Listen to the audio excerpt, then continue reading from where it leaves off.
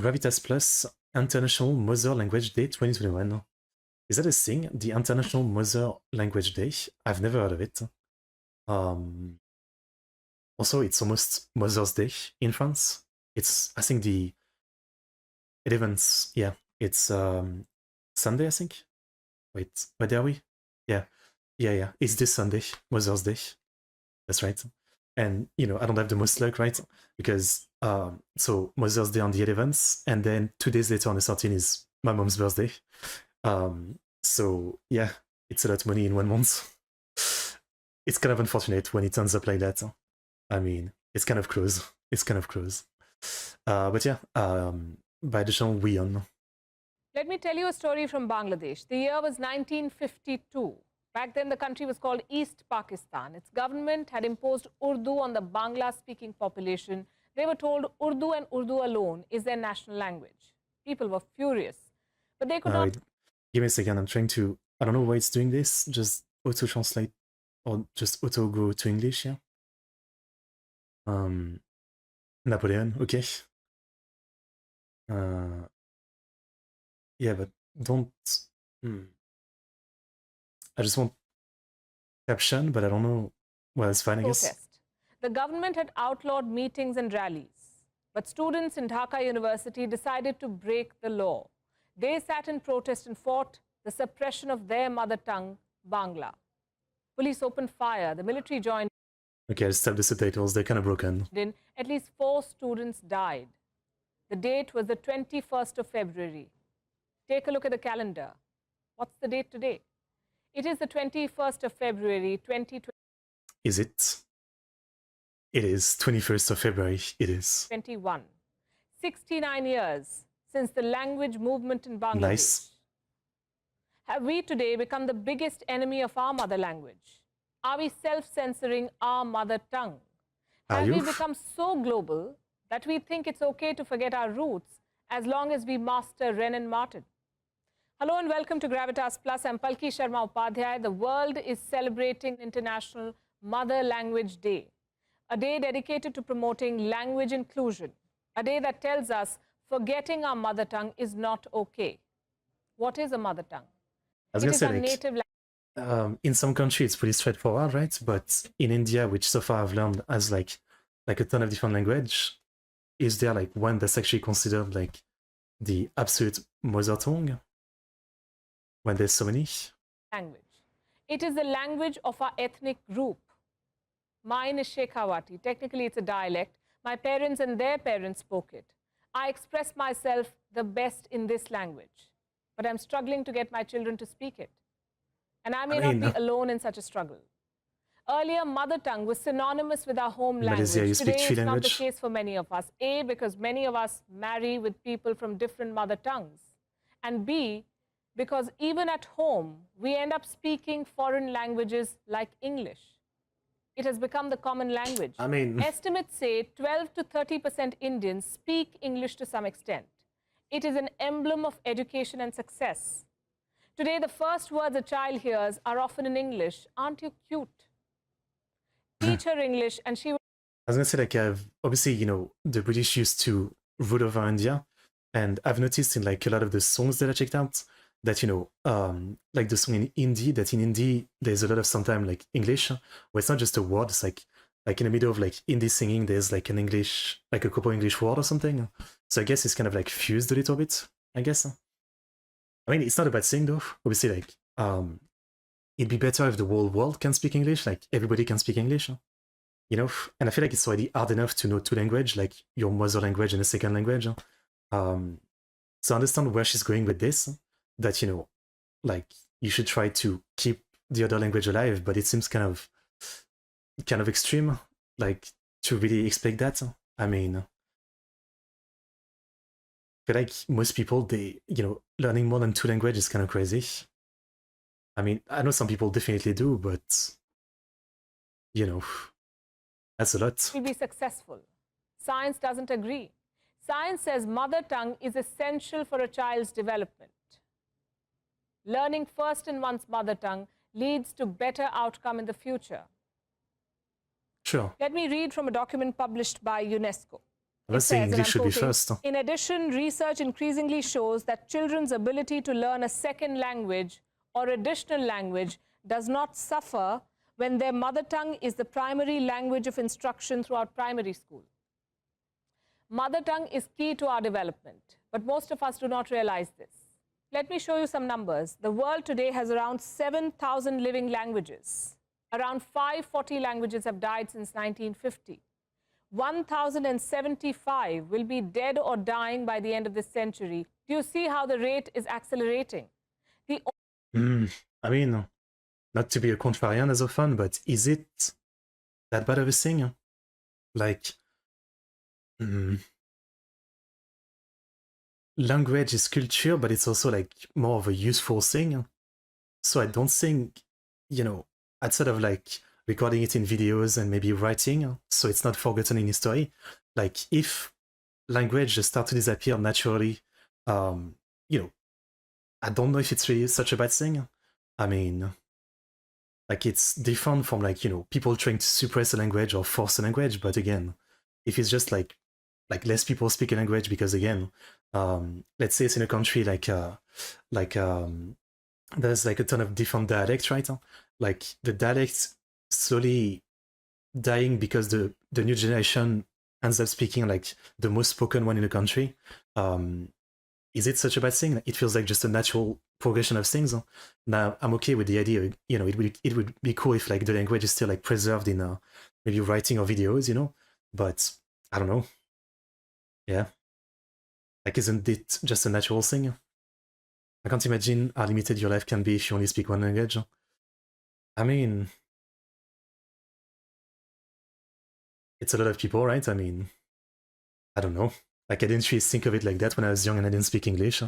Like, you would hear English, you know, songs on the radio or something, and I would just enjoy the music and not even think about the fact that I don't get what they're saying. And that's kind of the same with this channel, right? I mean, like, whenever I check out songs from different country where I don't have subtitles, I just jive with the music and don't think about it too hard, right? Yeah, I'm guessing that's what people who speak one language do. They just don't think about it. Like, you know, if you just live in a country you don't really plan to live or you don't really care about like international stuff, it makes sense. Yeah. Yeah. Anyway, that was just my point about, I don't know if it's automatically a bad thing, you know, to lose like you know, language naturally, if you know. Your mother tongue is Marathi, language which is currently its third most spoken language in India. Fair enough. Fair enough. Yeah, because in India it's like even more complicated, right? I mean, so like it's not like dialect in India. It's completely different language, right? So like if you're born in one place, your parents might teach you, you know, the dialect of the place, but also they need to teach you like the most common speak language in the country, which is Hindi, I think. And then I guess, you know, school or maybe your parents need to teach you English as well because it's super useful. So I guess you start with almost needing three languages right away. Yeah? Fair enough. Only way to save our languages is by speaking them, by learning them, by writing in them. Asia Pacific is home to half of the world's living languages. Yeah. In Asia alone, there are 2,296 spoken languages. 38% of them are at risk. Why? The United Nations says it's because of poverty, migration, job loss, and syntax, would you believe it? Difficult languages have a lower survival rate. I can also think of other reasons. For starters, language politics. In India, for example, around 44% of the people speak Hindi. Oh, here we go. So there are some who say Hindi should be our national language. Wait, just 44? That's not as much as I thought. I would thought it would be like 80% or something. So then, like, that means that some people cannot speak to each other if they speak, like, they don't have Hindi in common, so how do they speak to each other, yeah? Okay. Language. India has 22 official languages. There is no national language. Why do Telugu, Sindhi, Tamil, Marathi, Kashmiri, Kannada, Assamese, Urdu, Bengali, I've heard of Bengali, Hindi, Bodo, Mathili, Malayalam, Meitei, Konkani, Odia, Gujarati, Santali, Dogri, Telugu, Sanskrit. Sanskrit, I think I've heard of it. Punjabi, yeah. I've heard of a few at least. Trilingual, you can speak Malayalam, Hindi, English, and could understand some of your other North Indian language. Also studied Sanskrit in school, which is one of the ancient language. So I guess, yeah, for you, you have both Hindi and English, which is already pretty good for speaking to people, yeah. I don't know how big Marathi is. Okay. I mean, again, like, I can't really wrap my head around it. Like, France is very simple, right? Like, some people might have, like, a tiny dialect, like people from Corsica, for example. But, you know, like, I can't really imagine just walking around and speaking to someone and we don't share, like, French as the same language, so we don't know how to speak to them because they might not speak English, they might speak something else. It's interesting. At least it's interesting, yeah. I mean, I guess it makes sense when the country is so massive, like India. We even need one. Unity does not have to mean uniformity. India's unity lies in its diversity, and the idea of one nation, one language kills that diversity. It also kills our mother languages. Here's another thing that it makes things simpler, right? I mean, I think that's really like that's what it is. It just makes things simpler. I mean, you know, language is supposed to be like an easy thing for people to talk to each other. So, you know, even though our point makes sense, most people would rather that everybody speak the same language. So, you know, it's simpler, right? I get it. does. I get Social it. media. Look at Facebook. How many Indian languages is it available in? Twitter is available in only 7 Indian languages. What about the rest? And there are a lot of them. In India, there are around 19,500 dialects and languages. If you discount the dialects, you have 448 living languages in this That's country. crazy. 15% of them are endangered. Manipuri, Bodo, Garhwali, Ladakhi, Mizo, Spiti, and Sherpa. They're all in the vulnerable category, meaning while children speak the language, it is restricted to certain domains like their homes or family functions. In 2014, India's Human Resource Development Ministry told the parliament that 42 Indian languages are quote-unquote critically endangered, meaning their youngest speakers are grandparents and people older. And they too speak the language partially and infrequently. 5 Indian languages are reportedly extinct, meaning there are no speakers left. Ahom, Andhro, Rangkas, Sengmai, and Tolacha. And all of these languages are from the Himalayan belt. Arunachal Pradesh is home to 29% of endangered or vulnerable languages in India. And since we mentioned Arunachal, here's something that's extremely interesting. Did you know that India has a hidden language? It is called Koro. The language is used only by terror outfits in the region. Koro is now staring at extinction. Well, have you heard about a language called Majhi? Wait, she said like it's a language by terror outfits, so then this is the one time where like it's easy to say. I guess it'd be a good thing if it disappears, no? Yeah. It is currently the most threatened Indian language. People's Linguistic Survey of India found that there are only 4 Majhi speakers. All of them belong to the same family. They live in Gangtok. Mother tongues are vanishing, not just in India, but outside too. In Indonesia, there are 700... I was literally going to talk about Indonesia earlier. I've got a lot of viewers from Indonesia, and they told me about it before. Well, you know, for them, because Indonesia is not that big, but again, it's not that big, but, you know, they have like an insane amount of dialect and language. So they told me like they could just drive like 30 minutes and they might be somewhere where they don't understand someone because completely different language, which is even more insane. Like with the scale of land in India, I guess it might take a few hours to drive to like another region where someone speaks differently. But in Indonesia, like, yeah, I was told like 30 minutes and, you know, you might not understand someone one bit. Now, I think they still do have like a common language overall, which helps. But yeah, again, it's kind of crazy to think about. I mean, again, all I can say once again is that what I think, you know, conserving some of this language, you know, in history is a good thing. I don't think it's such a bad thing that so many languages are just like naturally dying. Again, like I feel like language is a pretty natural thing. So more people going toward one language to understand each other easier. I don't know. Like sure, it's a little bit sad. It's culture and history, but you know, it just makes sense. Like it feels more like a a natural thing, and I'm sure there might also be some unnatural element to it, but I don't know. Like, hundreds and hundreds of language in one country is kind of crazy. I just can't wrap my head around it. I mean, again, maybe like it's just that I can't understand it. India was only united under British rule around 150 years ago. It is very diverse with different culture.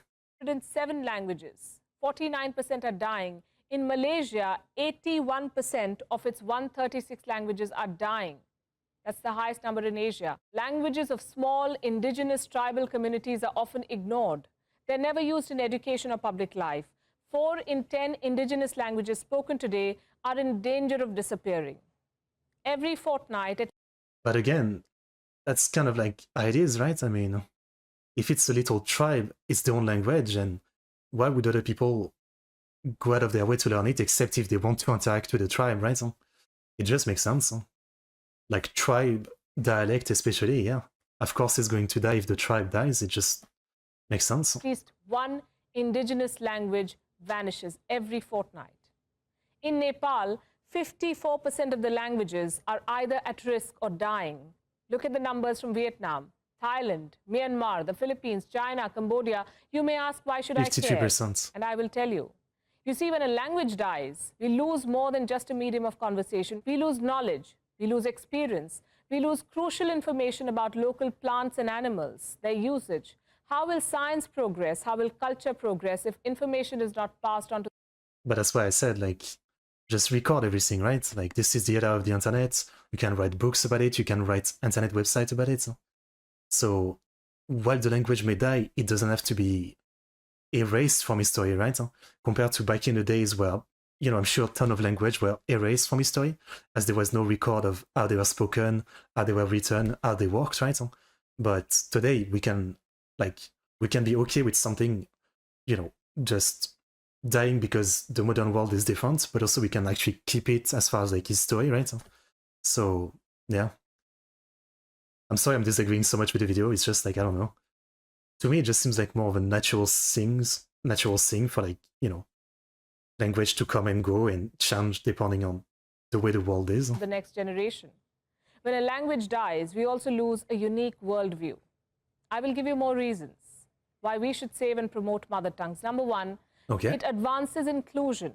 Reason number 2, promoting mother language will help us reach our sustainable development goals. If you're wondering how, it's by ensuring that no one is left behind. Reason number 3, promoting mother languages saves dying literature. And number 4, our mother language is our family heritage. Give me one reason why we shouldn't save it. So what are we doing about it? What are countries doing to save mother language? I mean, I do have another reason, yeah, actually. I mean, you know, let's say, for example, like, the parents want to teach their kid this mother language. Like, we all know learning language is a crazy amount of work, right? Not only to teach it, but to learn it. So again, that's a massive commitment. And in modern day, you know, like, especially in India, so they'll probably teach their kid, you know, already like Hindi, then maybe English. And then again, like, thinking of the time and investment to teach them another, like, much more like local language, does it seem worth it? I mean, I understand some of the points, but again, yeah, I also understand why people wouldn't do it and why the language are dying. I mean, there's a lot more things to learn, and you just can't do everything, right? So expecting people to learn many, many languages to try to keep language from dying, I don't know. I think it's asking too much of people. Like, again, already 2-3 languages is like a lot for one brain, right? So, I don't know. Tell me if I'm wrong. I mean, tell me what you guys think. What can you and I do? If you're a parent, talk to your child in your native language. Read stories to her in your language. Find rhymes in your language. Introduce her to songs. If you're a teacher, push for a curriculum that's linguistically appropriate, especially in early childhood education. In the year 1999, countries adopted a resolution. They agreed to use at least 3 languages in education, which is why in most schools, it is compulsory to learn 3 languages, a regional, a national, and an international.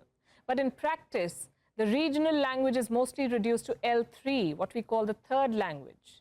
They are a special subject in the timetable and are often reduced to bare. In school, for me, well, again, we don't really have like much of a regional language or anything. So, you have French class, and then you had like the choice between, well, I guess one of them you could choose was like Latin for some reason, which I wouldn't say is like a regional language, but for some reason, yeah, like it would mostly be like 3 or 5 of the smart kids who would choose Latin. And then you had choice between, for international, you had choice between Spanish and Italian, since they were country next to us, right? I chose Italian myself, but it was only like 5 of us that chose Italian.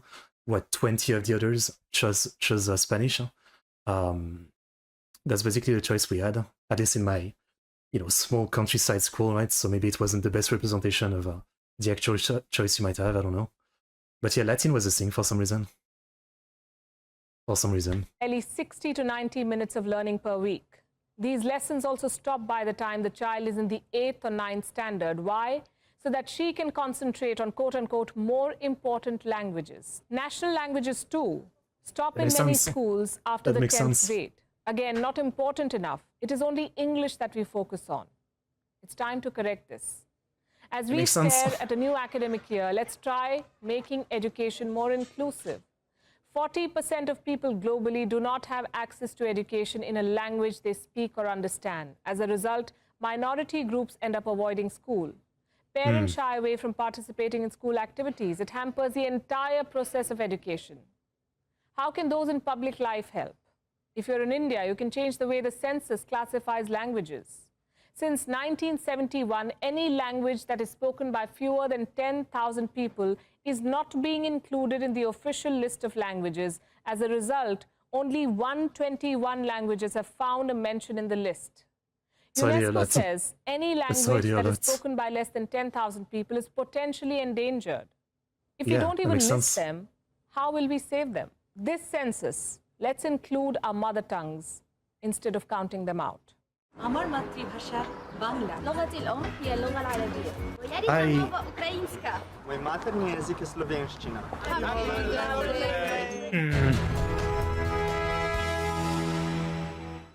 I'm definitely mixed about my opinion on this one. Again, tell me what you think, but yeah, I don't know. I don't think I agree with most of her points, but also, again, I don't come from a country where we have this kind of issue or even think about this. Like, again, everybody speaks French for the most part. Like, even all the immigrants that we have, right? They end up speaking French, and they still keep their, their language, right? I mean, I get people from, like different Middle East countries, and sometimes, like be it at work or something, they would speak to each other in their own language, and I'm guessing they're keeping it. Not that, their language is dying because it's still happening in their own country. But yeah, again, for like, regular people in France, it's not really a thought of like anything like that, right? So maybe that's why I can't really relate or understand it, but I don't know. Again, I feel like language is a very natural thing, and while it might be sad if one dies, it just makes sense that, with this amount of language, people would be drawn more toward just trying to speak the one that most people speak. So first would be like the most spoken one in the country, so I guess Hindi for India, right? Like more people will go toward that because, like it just makes sense. Like you only have so much time and effort for your brain to learn one language, so might as well go for the one that's the most spoken. The parents will think like that, the teacher will think like that, maybe the kid will think like that. Then the second language, English just makes the most sense, right? I mean, it is the most spoken language in the world, right? It's just super useful for like everything, for going to the internet, sometimes for reading books, for like talking to people. I mean, it's just logical, so that's why I did 2 languages. So again, I don't know, like it just feels natural that with this insane amount of language, many will just naturally die, and that most people are kind of okay with it because the effort to make kids like learn this very specific language just doesn't seem worth it when there's other things that make more sense to learn and to spend time on, right? Yeah. Does that make sense? I think that's my final thoughts. That's my final thoughts on this one. I mean, tell me what if I'm wrong. But in the end, I'm still saying again, like, even if they end up dying, I think it would be good, like, that they are recorded and still like in history, be it on the internet or in books or something. I'm not saying like we should do nothing and let them be forgotten. You know what I mean? Interesting subject. Okay. Okay. All right then. That's my thoughts on all this.